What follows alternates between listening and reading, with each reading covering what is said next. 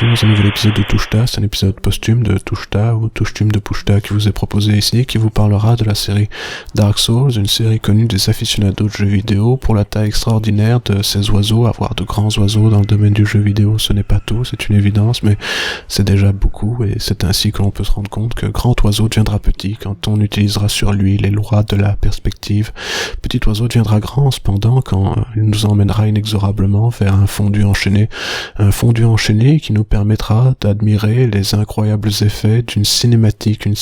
car il faut se souvenir qu'à la base From Software était une compagnie qui faisait aussi des cinématiques, et ici ils ont décidé de vous montrer le monde merveilleux et peut-être même mystique de Lordran, un univers qui est intégralement constitué de morceaux improbables juxtaposés les uns sur les autres, de décors médiévalistes ou presque, dans lequel vous incarnez, autant le dire simplement, un mort-vivant qui, à travers son incroyable itinéraire dans le pays de la mort, devra retrouver des bûchers afin de pouvoir les allumer et de ne pas s'immoler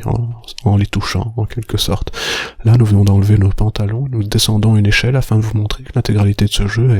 est à échelle, que c'est la même échelle partout, et que voilà, vous pouvez monter des niveaux, descendre des niveaux et emprunter des échelles. Parfois, vous allez vous dire qu'il est temps de descendre, et que descendre encore et toujours vers l'univers abyssal, mais parfois vous pensez peut-être, je ne sais pas, que vous pouvez remonter, mais ici, évidemment, nous allons redescendre, parce que c'est un peu là que nous sommes censés aller. En descendant, c'est cette échelle qui nous amène sur le chemin de Dark Soul, ou Dark Soul pour les japonais. C'est un titre From Software, publié par Namco Bandai Games sur PlayStation 3 et Xbox 360 en 2011, que je vous présente ici par le portage sur PC qui est sorti en 2012. C'est un titre dirigé par Hidetaka Miyazaki, un homme qui est connu pour avoir travaillé sur Armored Core 4, Demon's Souls et ses descendants, ses suites, ses remakes, ses réimaginations. Ici, on va se battre contre un homme qui a un pot sur la tête et un trident. On va devoir se battre et ce sera terrible. Cet homme qui est capable de passer son trident à travers notre corps. Voilà, nous venons de récupérer 1000 points de sa mort qui nous permettra ensuite de remarquer qu'il est en train de tomber de manière rigolote sur des escaliers. Et là maintenant, un grand moment qui va nous rappeler le meilleur de Donjons et Dragons. Nous allons nous battre contre des rats géants empoisonnés. Des rats géants empoisonnés en nous battant contre la caméra dans ce moment qui s'appelle se battre contre un rat dans Dark Souls. Alors ici, nous allons nous battre contre le Capra démon. C'est un grand fan de Frank Capra. Il a la particularité d'avoir su choisir où se battre. C'est un boss très intelligent. Il savait que s'il se mettait dans cette minuscule alcôve et qu'il utilisait ses chiens, il aurait la possibilité peut-être de nous oxyre, car je vous l'ai déjà dit, c'est un épisode posthume de Touchta, et c'est aussi un épisode posthume de Pushta, en quelque sorte, que nous vous présentons ici, car je suis mort beaucoup de fois en jouant à Demon's Souls et Dark Souls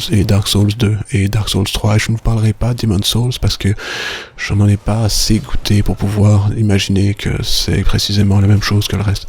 Alors nous allons nous battre contre le Capra démon. C'est un homme, c'est un démon, il a une queue de rat, mais il n'est pas simplement comme ça, il a aussi 4 yeux sur une traîne de buffalo et des hachoirs. Voilà, il va se battre contre nous en utilisant de pleine puissance le level design extraordinaire du jeu Dark Souls, un univers où vous vous battez dans un décor qui est digne de la Dreamcast, en vous battant contre le clipping. Vous êtes en train de bouger, vous récupérez votre énergie vitale, cette petite barre verte qui vous permet de donner des coups, peut-être est-ce la stamina dans Touchta. Et ensuite, on gagne des points de vie, on perd des points de vie, mais c'est comme ça, et on se bat, et on triomphe, ou on abandonne, et les deux choix sont tout aussi valides les uns que les autres, c'est une évidence. Car vous aurez certainement remarqué que je suis réellement très très doué à Dark Souls. C'est un titre qui est produit par Hidetaka Miyazaki, j'en ai déjà parlé, je lui ai déjà dit, Taisuke Uchiyama qui a travaillé sur Dragon Ball Z Ultimate 22, c'est un excellent jeu, dit-il à tout hasard, non c'était pas terrible, et Kei Hirono qui n'a bossé que sur ces jeux, en quelque sorte, 2 jeux, dont l'un des 2 c'était celui-ci, et les musiques sont de Motoi Sakuraba, le fameux vétéran du monde de la composition vidéoludique. C'est un ancien des productions Telnet, c'est un ancien des beaucoup de jeux japonais qui sont sortis sur PC ou qui sont sortis sur console, qui sont sortis sur PC japonais, ont la particularité d'avoir de la musique de Motoi Sakuraba, un homme qui a travaillé aussi sur les Tales of, vous le savez, et maintenant le Capra démon est presque oxy. Nous allons taper et soudain il est en train de disparaître dans un effet qui nous indique que nous avons achevé sa victoire, ou peut-être même que nous l'avons réussi, et là nous allons transition évolutionné vers un moment particulier, un moment où maintenant nous avons plus de moyens, mais pas beaucoup plus, et nous allons nous armer d'une aide, le roi solaire, le Knight solaire, un homme qui, c'est étrange, ressemble à un personnage dans la série Monty Python, un peu, quand on y réfléchit, ou peut-être même, vous savez, le film Sacré Graal. Et là, on va faire semblant de boire de l'estus afin de pouvoir se battre contre le terrible démon qui se met face à nous. Un démon qui, encore une fois, nous permet d'admirer une cinématique. Une cinématique qui a la particularité de présenter la qualité technographique d'un jeu super vidéoludique où soudain un truc qui ressemble à un alligator mais que peut-être est-ce un serpent, qu'en fait ce n'est pas un serpent, c'est le dessus d'une monstruosité totale, une monstruosité totale que, comme vous le savez, eh ben, elle fait partie de votre famille vu que vous avez joué à Dark Souls. Alors la série Dark Souls, c'est certainement l'une des séries les plus compliquées et les plus méchantes du domaine du jeu vidéo, mais ce qu'on appelle un ARPG, ça fait réfléchir à la carrière de Jean Ferrat, le créateur du Jean Ferrat RPG. C'est un style particulier qui a commencé avec des jeux comme, je sais pas moi, admettons les premiers Is ou la série Xanadu, ou peut-être même la série Zelda et que Soul Blazer et tout ça, et que voilà, maintenant on se bat contre un dragon qui a une grande boubouche et on va se battre contre lui en essayant d'appliquer la technique ancestrale de nos ancêtres, c'est-à-dire de le taper dans l'arrière du genou en essayant d'éviter les murs à cause de la caméra. C'est comme ça. Voilà, ici, il est arrivé à me désarçonner de mon assise au sol, car, voyez-vous, j'ai eu le malheur d'être à proximité de lui quand il a lancé une animation, et que voilà, je ne suis pas arrivé à attaquer son croupion, mais que, cependant, le second coup a apporté dans cette série Dark Souls. Et si je peux dire ceci, c'est que c'était une découverte du niveau de souffrance que les gens considèrent judicieux d'avoir, et c'est pour ça que c'est un épisode posthume, en quelque sorte, que nous avons ici dans Touchta, et voilà, il est en train de sauter, et il est apparu à proximité de moi, ce qui fait que j'ai pris des dégâts, et maintenant il est en train de racler le sol avec ses gigantesques dents, afin que je puisse vous dire ceci, c'est que c'est un jeu qui, certes, a beaucoup de lacunes par le gameplay, mais qui fait l'intégralité de ses efforts dans le domaine du challenge, et qui, c'est certain, vous propose de mourir, mais aussi parfois de vous remettre dans une position fétale et d'être emmené vers un autre univers, un univers particulier dans lequel vous allez être ressuscité, car c'est bel et bien ici un épisode posthume de Touchta, où il y a de gigantesques oiseaux, parce que la taille des oiseaux dans un jeu vidéo, ça ne fait pas tout, c'est évident, mais ça fait beaucoup.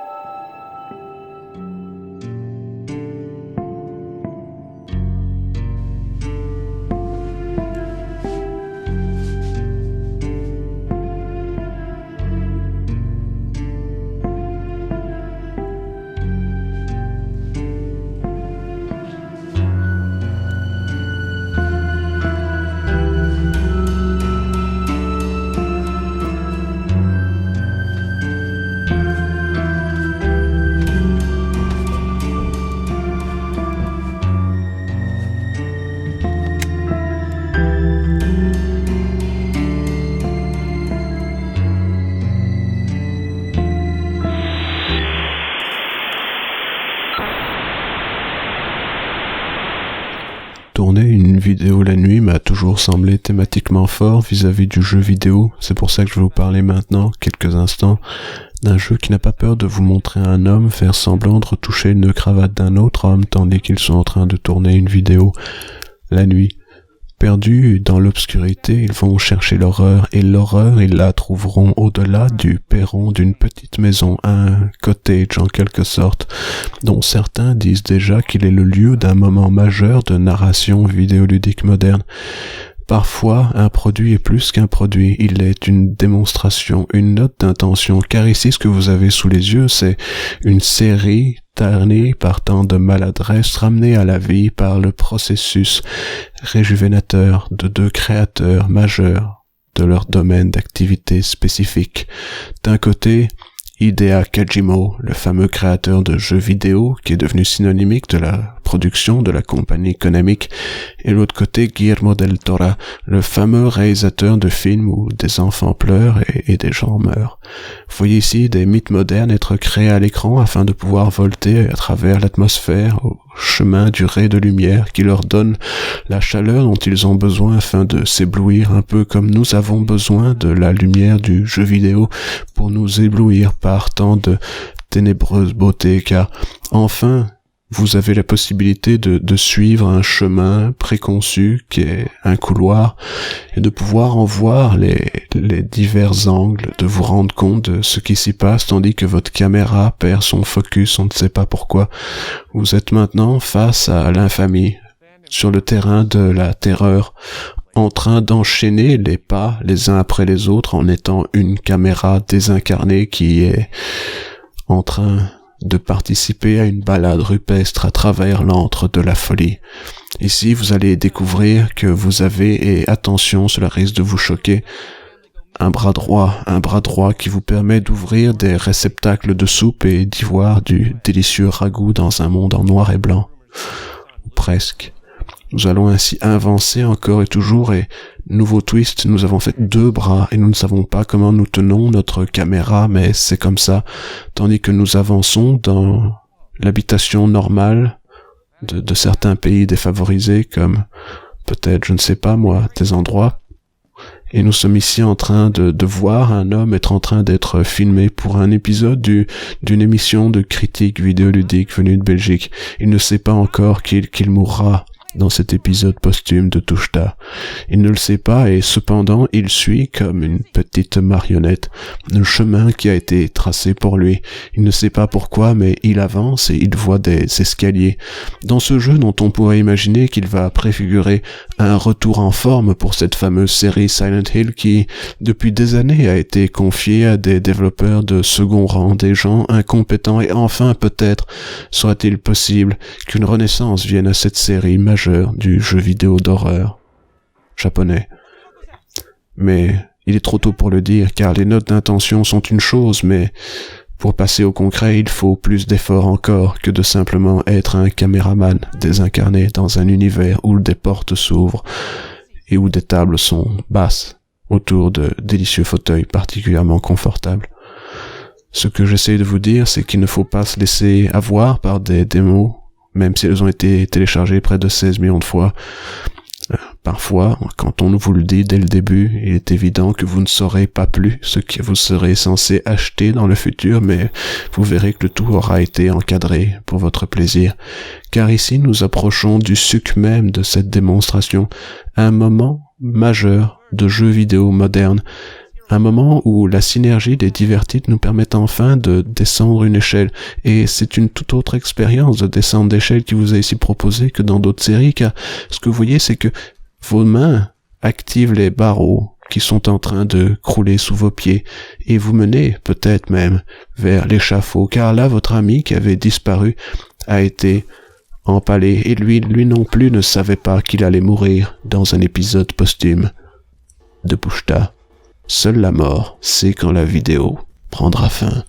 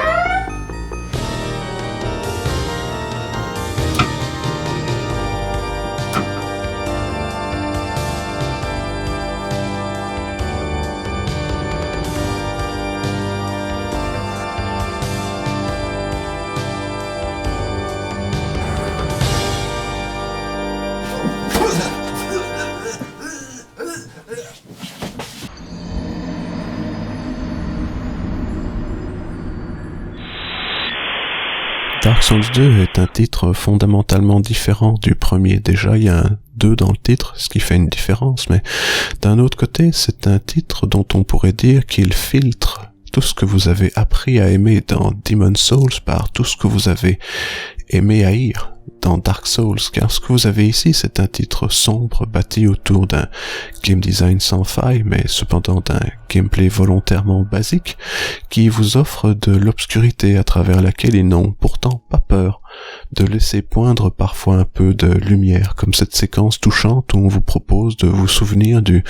patronyme que vos parents vous avaient donné afin de pouvoir honorer votre vie précédente, alors même que vous pénétrez toujours plus profond dans les ténèbres de Dark Souls. Ici, nous sommes près d'un beffroi afin de nous battre contre des gargouilles qui vont nous remplir d'effroi face à la tâche qui nous incombe, faire le tour de tous les niveaux, grinder tous les points de puissance nécessaires à pouvoir fort le faire, cet effort qu'il faut fort le faire, et ainsi, parfois, nous battre contre des monstres qui nous font penser que certes, la taille des oiseaux ne fait pas tout dans le succès d'un jeu vidéo. Parfois, la multitude des gargouilles participe aussi à son rayonnement. Ici, je vais vous expliquer la technique qui est la mienne dans ce chef-d'œuvre de la création vidéoludique japonaise. J'ai décidé d'utiliser une technique que les hommes courageux connaissent, qui s'appelle bloquer des coups avec son corps, et j'ai décidé d'utiliser celle-ci car c'est celle qui suit au mieux les dessins que j'ai dans ce type de punition, c'est-à-dire d'essayer d'arriver à la fin, mais surtout d'essayer de survivre à ma propre incapacité à appuyer sur des boutons en rythme. Ici, j'ai fait une méthode d'esquive, une technique dilatoire afin de me rapprocher plus près du prochain coup que j'escomptais arrêter dans ce jeu qui s'appelle, je vous le rappelle, Dark Souls 2, ou en japonais Dark Souls 2, un titre From Software, publié par Bandai Namco Games sur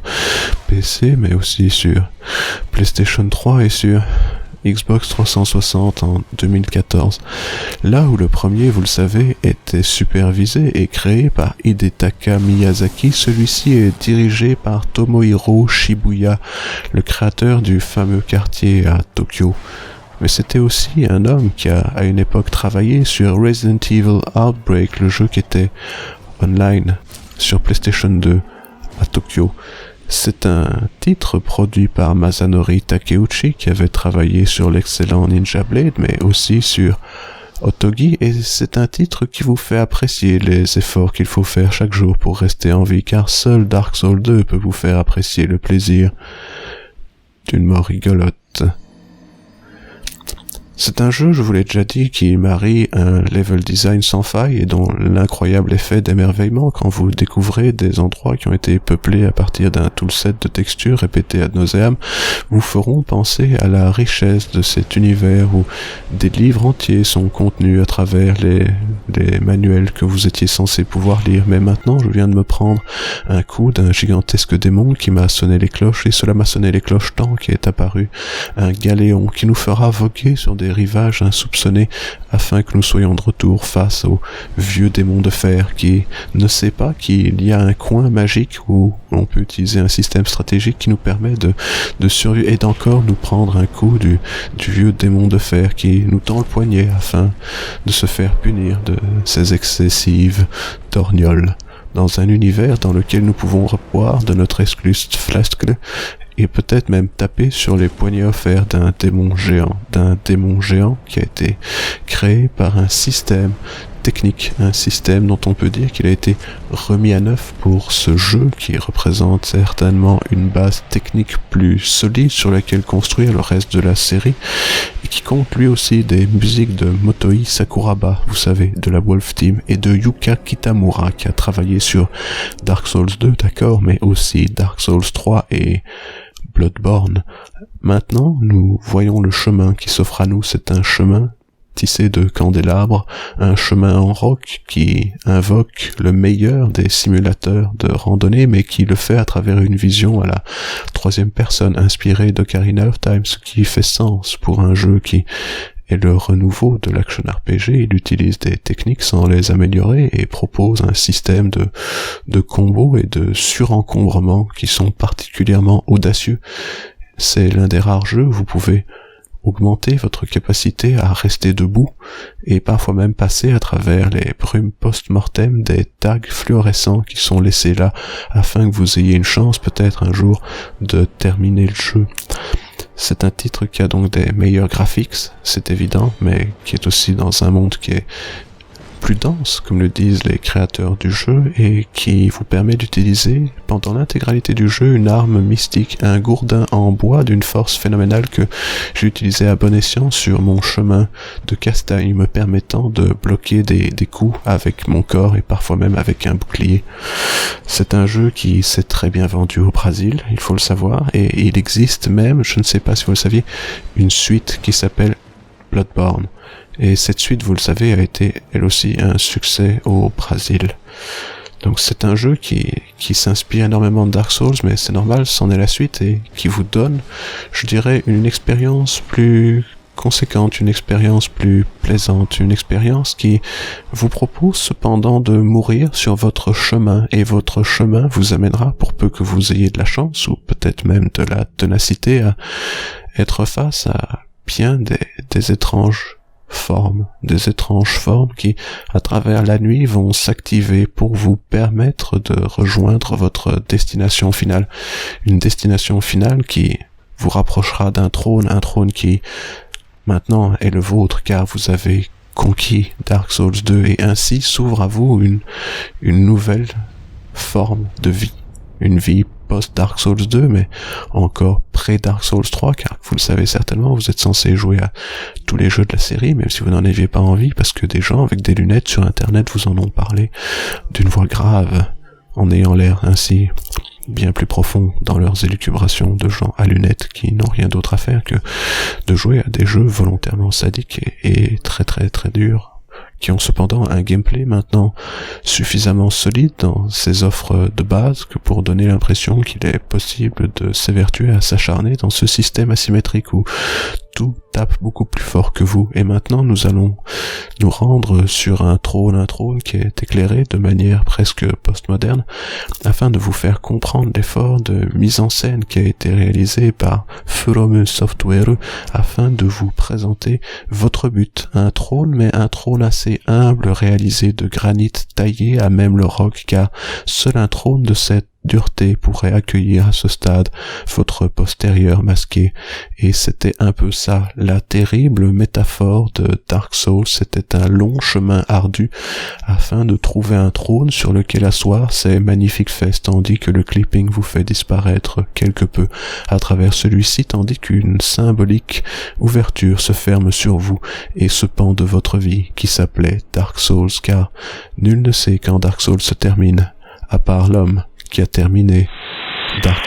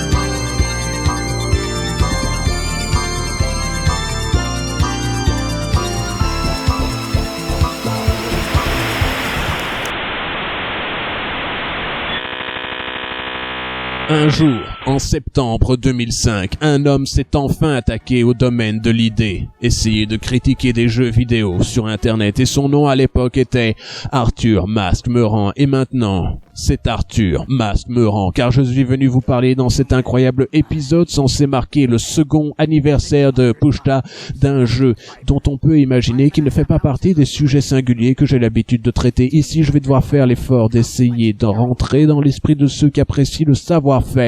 de Tim Schafer, un homme dont on peut dire qu'il n'est pas nécessairement aussi doué dans le domaine du gameplay qu'il est dans le domaine du scénario, car ce que je vous propose ici, c'est Psychonauts, un jeu qui, je m'en souviens très bien, est sorti près de 4 mois avant que je décide de m'attaquer à l'idée de critiquer le jeu vidéo, et ainsi donner ses lettres de noblesse à la critique vidéoludique belge. Mais ici, ce que vous avez, c'est un titre qui, de nos jours, près de 3 ans après sa sortie, pourrait sembler bien suranné, car quand on voit ce que les technologies modernes peuvent faire, voilà, la Xbox 360 étant ce qu'elle est, la PlayStation 3 étant toujours aussi élusive, car nous n'avons pas les moyens de nous la payer, il est évident qu'ici l'on doit chercher sur PC son plaisir à petit prix, et comme petit jeu à petit prix, Psychonauts, la fameuse suite de Police Notes, réalisée par Tim Schafer, a la particularité de stupéfier. C'est un jeu cependant étrange. Vous êtes dans un univers sombre, un univers qui vous veut du mal, et vous êtes en train de vous attaquer à des gigantesques ennemis en utilisant le système de combat de Zelda. Enfin, un système très proche de Zelda où vous battez contre de gigantesques monstres qui peuvent vous faire très mal si jamais vous n'arrivez pas à éviter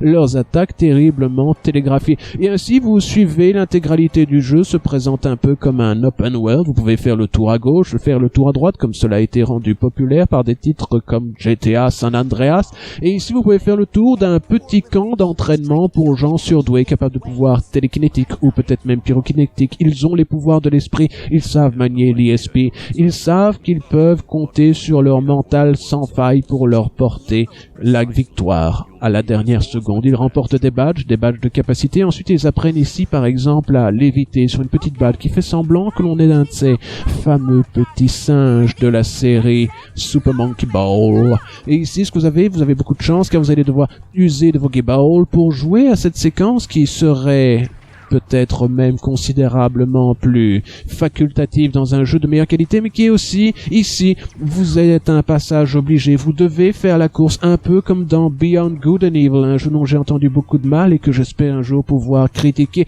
en sachant cependant ceci, c'est que je fais ce que je puis. Il faut bien imaginer que nous avons maintenant, en moins de 3 ans, réalisé plus de 100 critiques, et que si jamais 10 ans de plus devaient se passer, nous en aurions réalisé près de, attendez, je fais un petit calcul, 400 ou quelques de plus. Pensez à ceci, que donc on ne peut pas être partout. Ici, je vois que Tim Schafer, lui non plus, ne peut pas être partout, car ce que vous avez ici, c'est un jeu où Tim Schafer essaye de faire semblant d'être Shigeru Miyamoto et n'a pas réellement les capacités de gameplay dans ses petites mimines nécessaires à faire un simili Super Mario 64, alors même que la série Super Mario est en train de récupérer des terribles problèmes que Sunshine lui a fait avec des titres comme Super Mario Galaxy sur Wii. L'on voit que l'on ne peut pas devenir Sonic qui veut, en quelque sorte. C'est déjà très dur de se hisser à cette hauteur-là, mais que quand on voit qu'un amateur dans ce domaine comme Tim Schafer arrive à faire un jeu presque correct, mais cependant doté d'un gameplay approximatif où les sauts flottent comme ce n'est pas possible, et on peut se dire que ce n'a pas le niveau de finition qu'on est en droit d'attendre d'un jeu comme celui-ci, on comprend cependant qu'ils ont fait de leur mieux. C'est un peu ça la sympathie d'une compagnie comme Double Fine, c'est que ils ne sont pas très doués, c'est certain, mais ils font de leur mieux, et d'une certaine manière, c'est tout ce qu'on peut demander d'un créateur de jeux vidéo médiocre, c'est qu'il fasse de son mieux, même s'il n'a pas beaucoup d'idées du domaine du gameplay, que l'intégralité de son œuvre est basée autour de la narration, quelque chose qui est parfaitement second et totalement inutile aux jeux vidéo quand on y réfléchit posément. Mais là, maintenant, je vais vous lire des informations qui sont très intéressantes. Cela s'appelle Psychonauts, c'est un jeu de Double Fine Production où on ne fait jamais de surplace, et ce n'est certainement pas un jeu avec des systèmes de collision étranges et avec un clipping présent à chaque instant. C'est disponible par la grâce de Majesco Entertainment sur PC, sur Xbox et PlayStation 2 en 2005. Là, j'ai évidemment décidé de passer en haute définition et de vous montrer le tout en 1024 par 768 sur mon PC, qui est encore et toujours, car il est un peu dépassé, un Athlon 1800 XP avec, c'est certain, une GeForce 420 MX, ce qui est plus que suffisant pour égaler les capacités d'une console comme la Xbox, croyez-moi bien. Le game design est de Eric Robson, qui a travaillé sur Crusaders of Might and Magic et Warriors of War and Magic. C'est réalisé par Tim Schafer qui a eu l'idée d'un scénario, et vous le savez, c'est un homme qui a travaillé sur Full Throttle, Swim Ground Angle, Day of the Tentacle et la course de Monkey Island, ce qui lui a donné cette idée de pouvoir faire un niveau de course dans Psychonauts s'il en avait toujours eu envie. Cependant, le nom était très très proche. Vous pouvez vous battre contre des censeurs dans les esprits des gens, et c'est un peu ça qu'a la beauté d'une idée de Tim Schafer, c'est que c'est un gigantesque, magnifique bullshit très très large et très plaisant que les gens adorent, comme pouvoir rentrer dans l'esprit des autres, et cela vous est livré comme un jeu vidéo médiocre, parfaitement dispensable mais bien joli, qui a cependant à la base de sa réflexion quelque chose de mignon et peut-être plus joli nécessairement que les graphismes asymétriques qui vous sont ici proposés, car c'est un peu, encore une fois, un jeu vidéo américain qui fait semblant d'être un jeu vidéo japonais, et que les jeux vidéo japonais ont quelque chose de particulier, une certaine pureté de design, qui manque dans beaucoup de jeux et qui devrait cependant être émulée par plus de compagnies si jamais elles veulent prendre le tournant du 21e siècle, qui, je vous le rappelle, sera japonais ou ne sera pas. Quand on voit les choses, le gameplay c'est japonais, et les mauvais cinématiques doublés par des acteurs qui pensent pouvoir ainsi cachetonner, ça c'est les Américains, et c'est un peu ça le scénario de Tim Schafer et Eric Volpo. Les musiques sont comme d'habitude Peter McConnell qui composa la plupart des titres LucasArts jusqu'à Battlefront, et comme vous le savez maintenant, LucasArts ayant fait faillite, on s'inquiète pour les finances de petit Peter McConnell. Mais si je peux finir avec une recommandation, c'est que si vous avez envie d'y jouer, ben jouez-y, mais sinon je ne sais pas pourquoi vous fatiguerez, parce que quand même c'est pas un jeu terrible, c'est un peu comme cette cinématique le montre, c'est comme jeter son cerveau à la poubelle. Vous pourriez utiliser votre cerveau à des choses plus pures, comme jouer à des vrais jeux vidéo japonais. Les jeux vidéo japonais qui sont des vrais jeux vidéo japonais sont bien des meilleurs jeux vidéo japonais que les jeux qui ne sont semblants d'être japonais, parce que les jeux vidéo japonais, ils sont mieux, sauf évidemment quand ils ne sont pas, par exemple dans...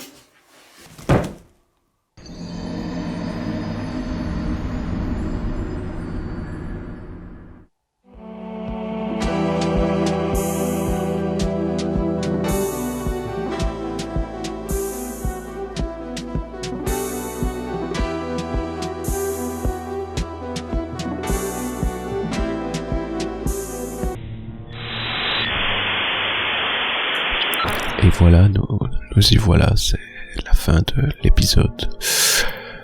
Tel que je suis ainsi ici assis à ma table de travail, il m'incombe encore d'accomplir une tâche herculéenne, celle de critiquer Dark Souls 3, ou, comme vous le savez,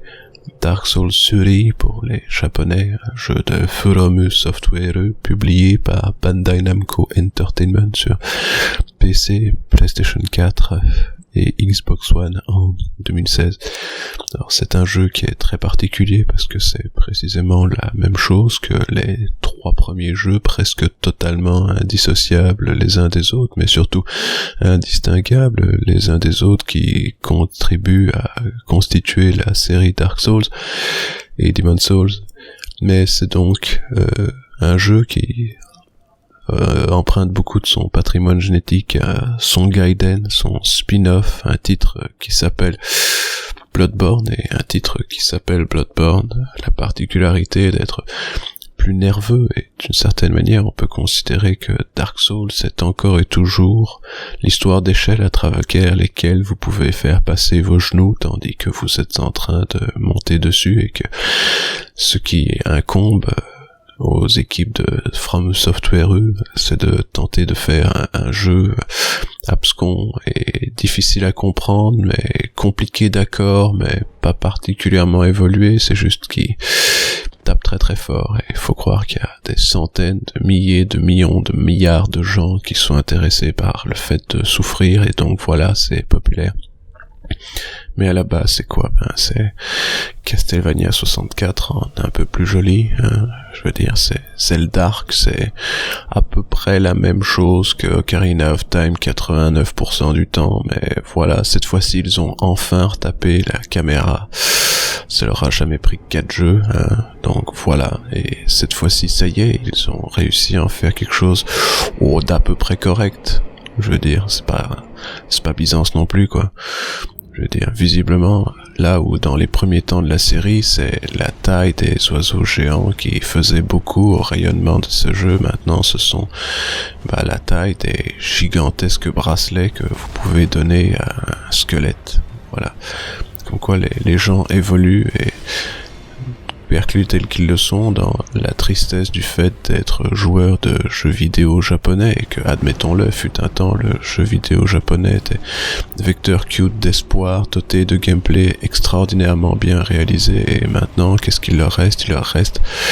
l'intégralité des tics que ma génération de joueurs détestait car ils les considéraient comme symptomatiques de production de série B bas budget réalisée par-dessus la jambe par des gens pas réellement compétents, et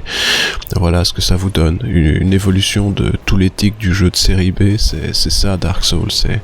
la beauté de tenter de magnifier le fait qu'on n'est pas réellement capable de faire particulièrement compréhensible en faisant volontairement abscon, tel quelqu'un qui sur internet prendrait une voix particulièrement lente et délibérée et peut-être même un peu gutturale pour pouvoir parler de jeux vidéo sur internet afin d'avoir l'air plus profond. Et tout ce que j'ai à vous dire sur Dark Souls, c'est que vous n'êtes pas obligé d'aimer Dark Souls. Je n'aime pas Dark Souls, mais d'une certaine manière, si vous vous êtes frotté à Dark Souls, vous êtes obligé d'apprendre à respecter sa rude beauté, car il y a quelque chose dans son style graphique résolument métal, avec la darkitude ridicule des ciboires qui crachent de la fumée par les orbites. Il faut bien admettre que cela existe et que c'est très rare de voir un jeu de nos jours n'être qu'un jeu, volontairement un jeu, et un jeu un peu bancal certes, mais qui vous offre ici sa plus claire expression avec un système technique des meilleurs graphiques qui leur sont offerts par le fait qu'ils ont travaillé avec Sony Computer Entertainment Japan à l'élaboration de Brødrene, le fameux jeu PlayStation 4 exclusif qui, grosso modo, est Dark Souls, mais un Dark Souls victorien, un peu plus sombre. Et ici, on voit que le travail réalisé par Hidetaki Miyazaki sur ce jeu a beaucoup contribué à lui faire penser qu'il fallait réinventer une portion du gameplay d'action RPG de Dark Souls. Or, cette fois-ci, Dark Souls réussit à être plus action que RPG, même si les éléments RPG sont là, pas nécessairement aussi épurés qu'ils pouvaient l'être dans des vrais action RPG comme Soul Blazer ou Illusion of Time, ou peut-être même, vous savez,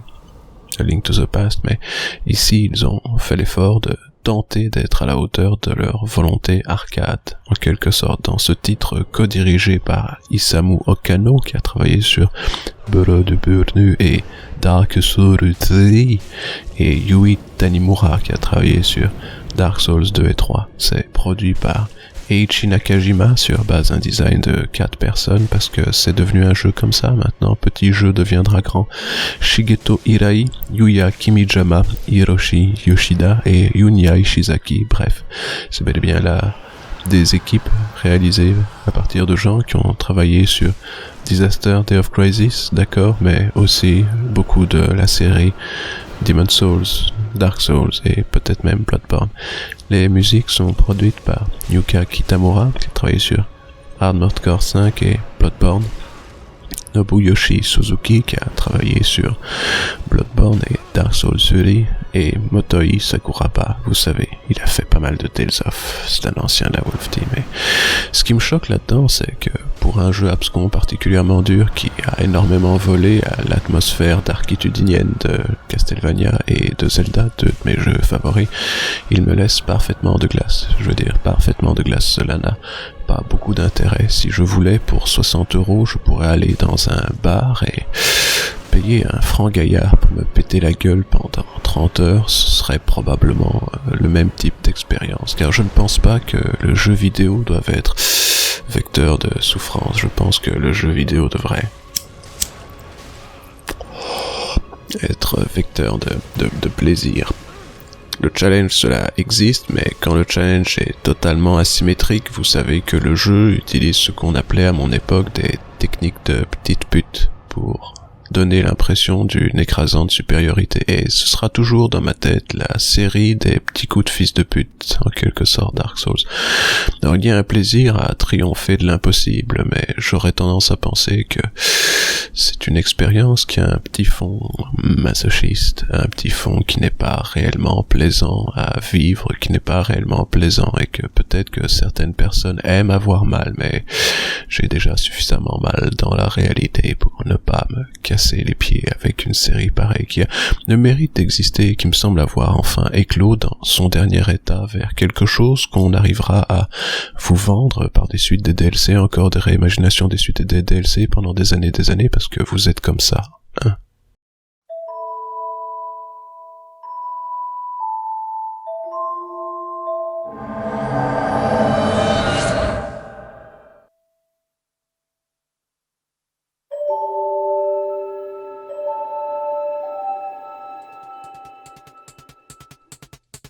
Bientôt, dans un nouvel épisode de Pushta, un alien mystérieux se démasque. Un duel, façon western, et bien entendu, une chute. Tout ça et bien plus dans le prochain épisode de Pushta.